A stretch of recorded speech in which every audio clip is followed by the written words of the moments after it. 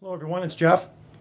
Back with a quick video.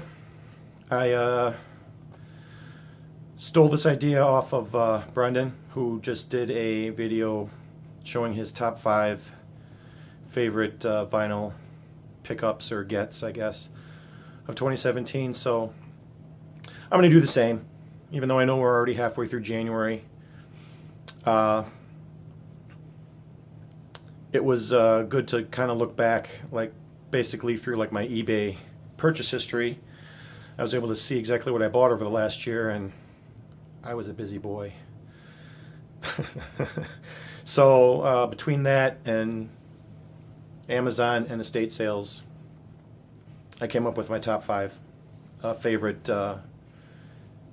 albums that I picked up this year. The ones that not necessarily are the best deal, but they're the ones that made me the happiest to own. And as you can see, I have that on vinyl. This was a Christmas shirt too. And it was funny. I got the package, my wife gave it to me, and on the tag it said, "To Jeff from the VC." So I thought it was funny. Okay.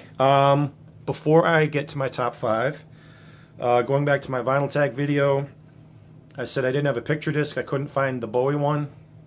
I found it. This is the picture disc of Diamond Dogs by David Bowie. I guess a whole series of these came out. That's the back. It's basically the same song on both sides. But I guess for the 40th anniversary of these albums and singles, they were put out on picture discs, and my wife got this for me back in 2014. So I do have a picture disc. I finally found it. Yay!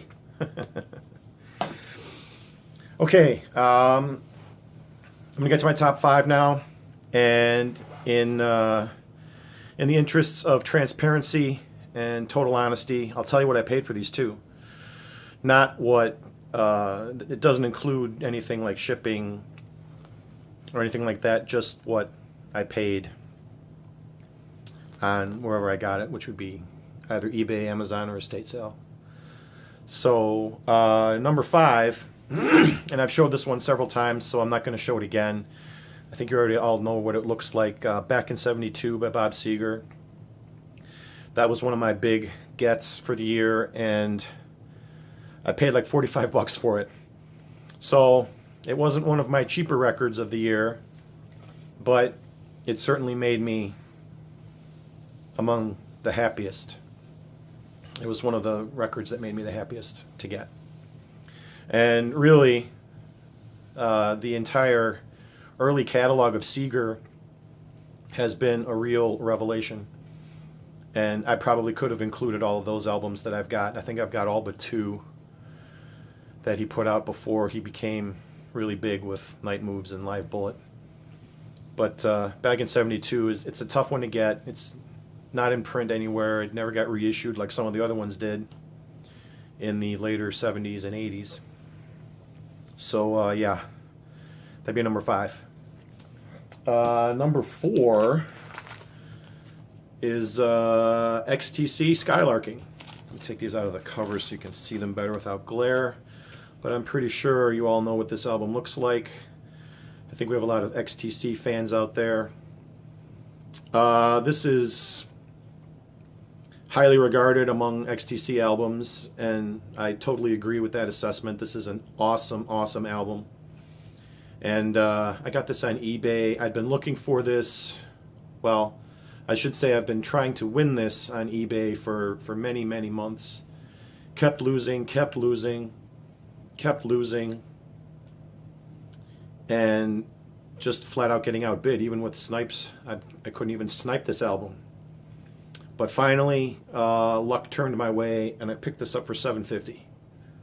So this is the edition that has Dear God in the track listing. This is not one of the early editions where it didn't. So, but that doesn't matter to me.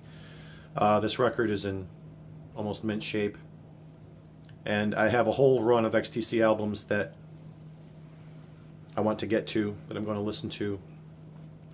But this was one of the ones where as soon as I got it, I played it, and I played it again and again. So this was my number 4, Skylarking by XTC. This was my 4th favorite. This third one, number 3, was from an estate sale. And I showed this in my very first video. I think that was the last estate sale that I went to. It was last summer. I set records on overtime and pay at work last year, which is kind of a good thing, I guess, but it's also kind of a bad thing because I had like very little free time. And there were some estate sales that I wanted to go to that I just had to flat out skip because I was stuck working. But I did get to go to a couple, and this one, trying to recall it was in the summer, and I know I had to wait a really long time to get in. I was like 35th on the list, and the listing said that it had, you know, it was like a man cave type of estate sale. It had a ton of records in it, and there were just boxes and boxes and boxes of records walking out the door, and I just had to stand there and watch. So by the time I got in there, the boxes were pretty well picked over, but I still found the first album by Tom Petty and the Heartbreakers.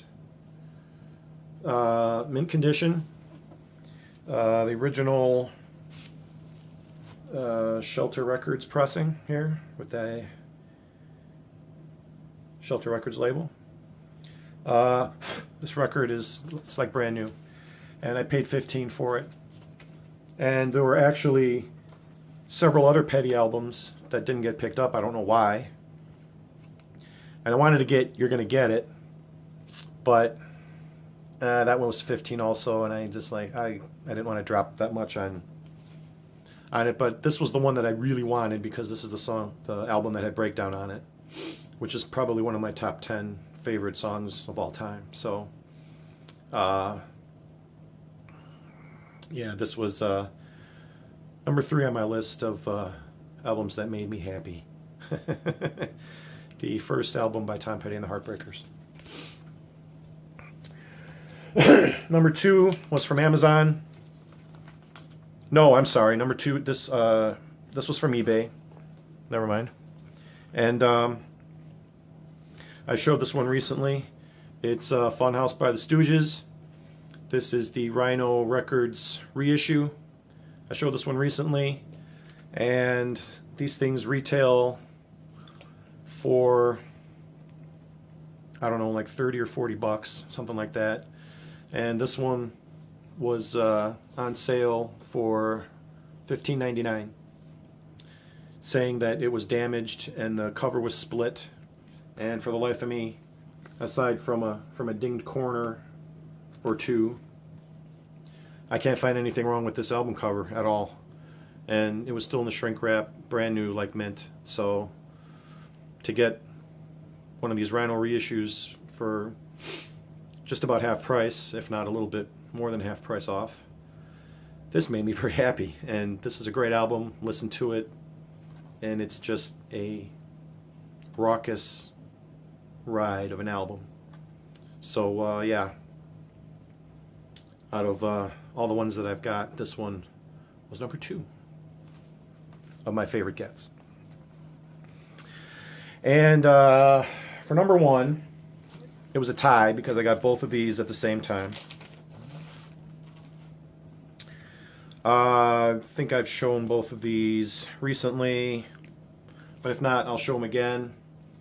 I got Big Star, number 1 record, and Radio City. What did I pay? For number 1 record, I paid $23.50, and for Radio City, I paid $17.50. Not bad. I mean, these aren't original Ardent Records pressings. These are UK reissues on Big Beat Records. But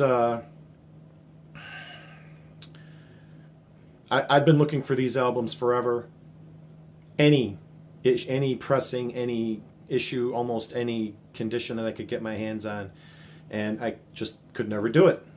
Just kept losing. I couldn't find them anywhere in the wild. No store had them. Trying to find them online was difficult. But I finally came across an auction from one of my usual sellers that I buy from. I'll put these down so I'm not holding them both up.